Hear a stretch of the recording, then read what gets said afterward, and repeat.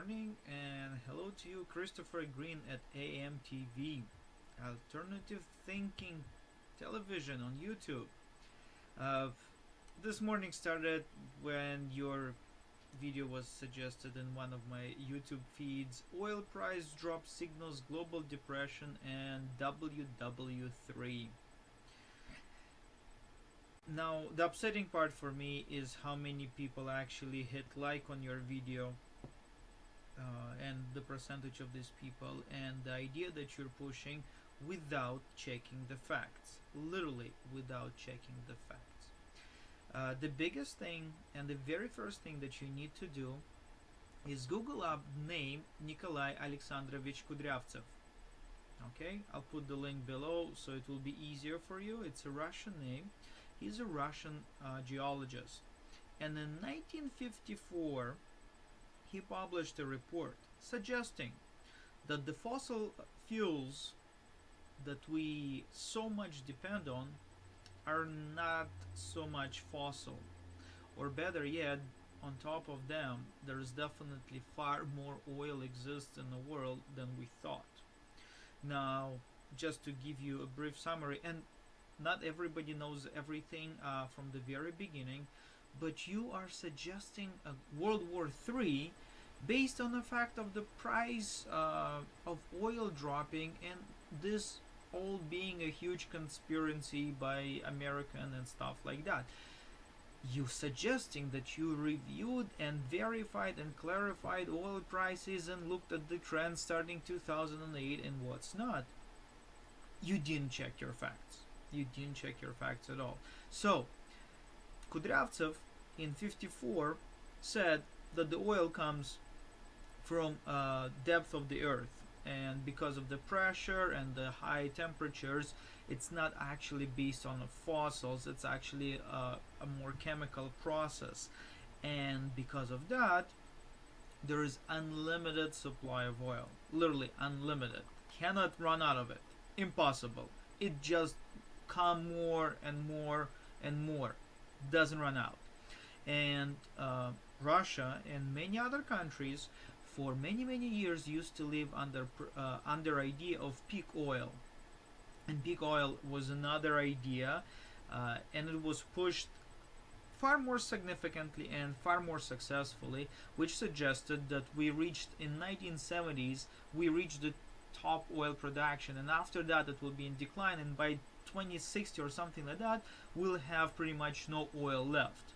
And based on that, it dropped the economy, it dropped the demand, it dropped the price of the oil far more beyond the actual price, especially if we know it's unlimited.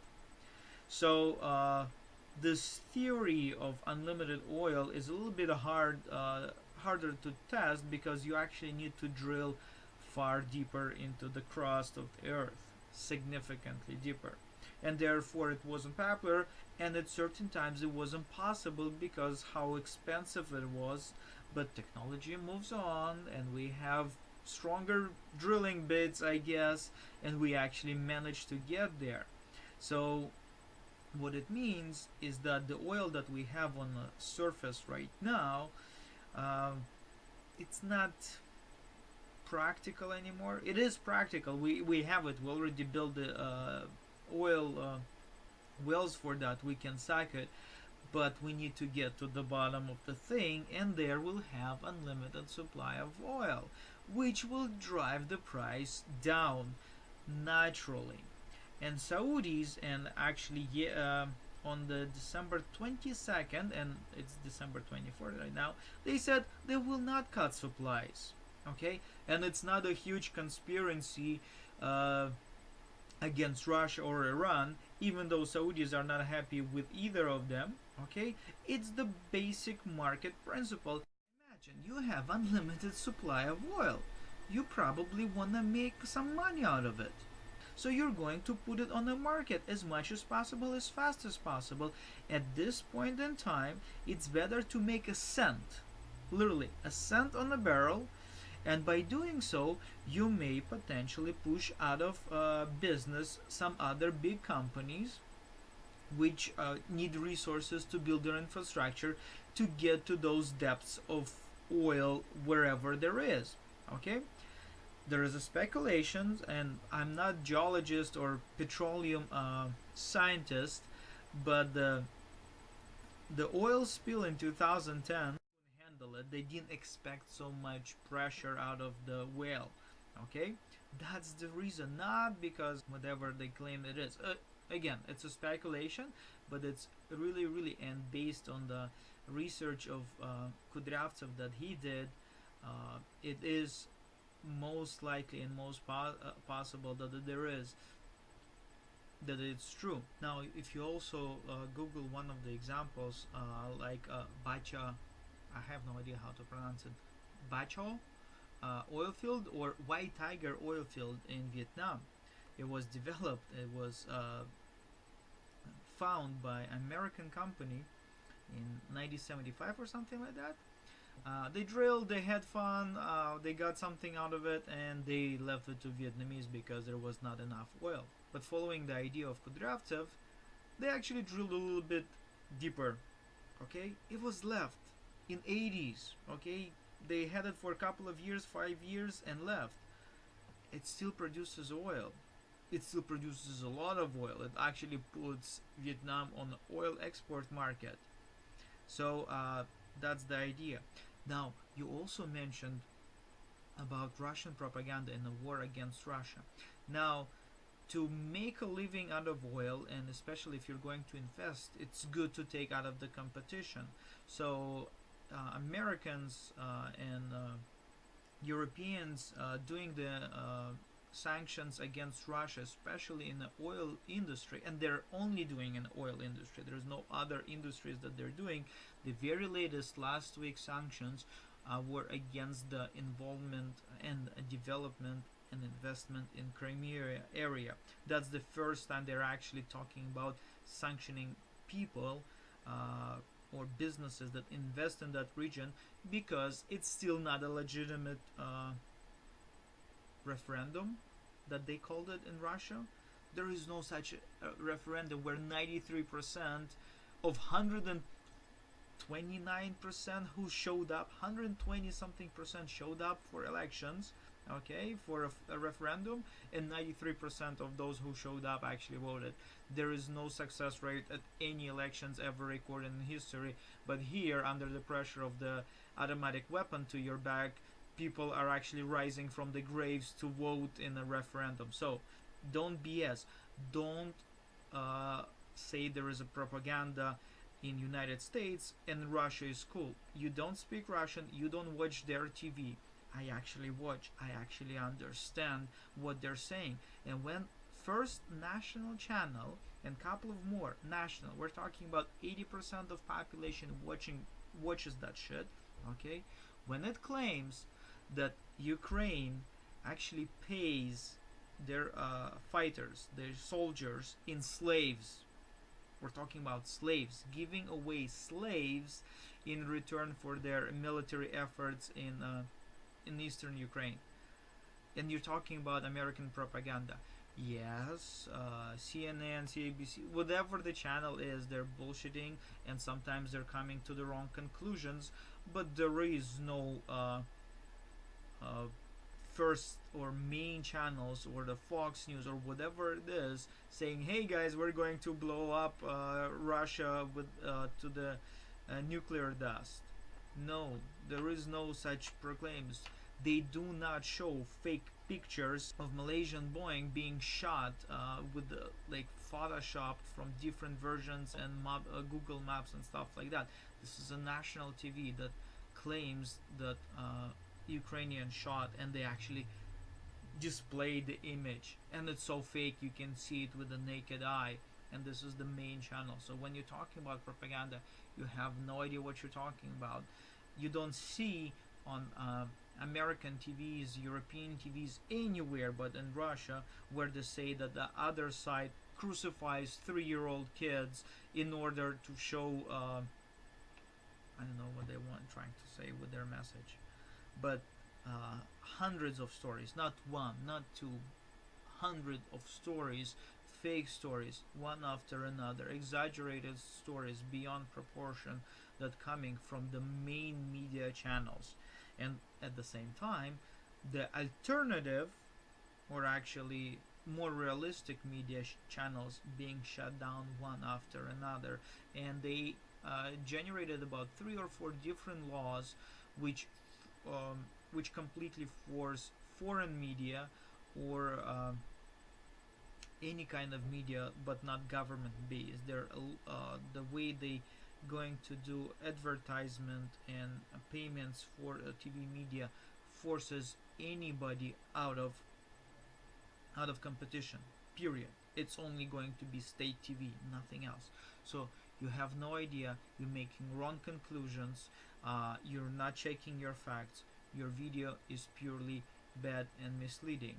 If there is a war between, and there is a political war between the countries, yes, it always been. It's called competition. People compete with each other. People put obstacles on the road for each other. Businesses try to buy out each other, and what's not. Successful countries, their businesses just like any other business, and not successful countries are also businesses. But there's different ways to play the game.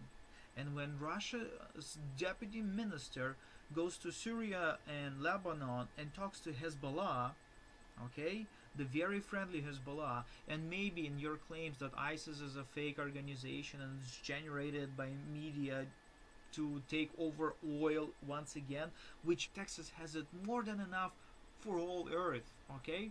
Look at the reserves of United States, of oil reserves, okay? Once they realized that theory of non-fossil fuels is actually true, they stopped reserving so much and actually selling that reserve, okay? Look at the graph. It's 3 times less than it used to be a decade ago. So when Russia meets leaders of a known proclaimed historical terrorist organization, okay, terrorist movement, whatever it is, and couple of weeks later, French somebody anonymously say, hey, Russia actually delivers weapons to Hezbollah and other terrorist organizations. By the way, did you know where is the biggest Russian fleet outside of Russia? I'll hint you. The name of that country starts with S, and it has a huge war inside of that country. Yeah, it's Syria, right? So Russia has its own fleet there. It's the biggest outside of the country fleet based on the face of the earth. How do you think, how hard it is for Russia to sell weapons to Hezbollah and other organizations in that region? Not really hard. They can deliver it directly, like, hey, bring your shipping trucks, we have rockets for you. So that's the only reason that the crisis in Syria, as it goes, it doesn't develop as aggressive as it was, because there is a direct proxy actions with Russia, and nobody wants to hit that base because it's kind of a war situation. It's an official military base outside of the Russian soil, but the situation is not really good there. Russia directly, and they did it on the other hand, like everybody plays the same game. Americans played this game in Afghanistan. Russia is playing the same game in Syria, Cuba, Vietnam. It all happened. It's the same thing, but don't focus on one and don't drive it from the wrong conclusions. Oil prices have nothing to do with the politics right now, okay? They have to do with the supply and demand, and supply is limitless. So you want to win this market, Saudi say, hey, we're not going to cut production, we're going to increase it, and they're absolutely right. They have lots of it. They want to capture the market. Good for them. Absolutely reasonable deal.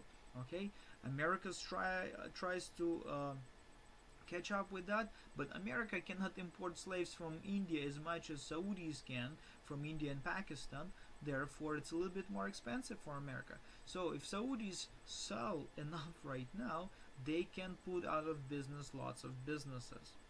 Too many businesses in oil industry. That includes Russia. That includes Iran. Perfect oil market domination.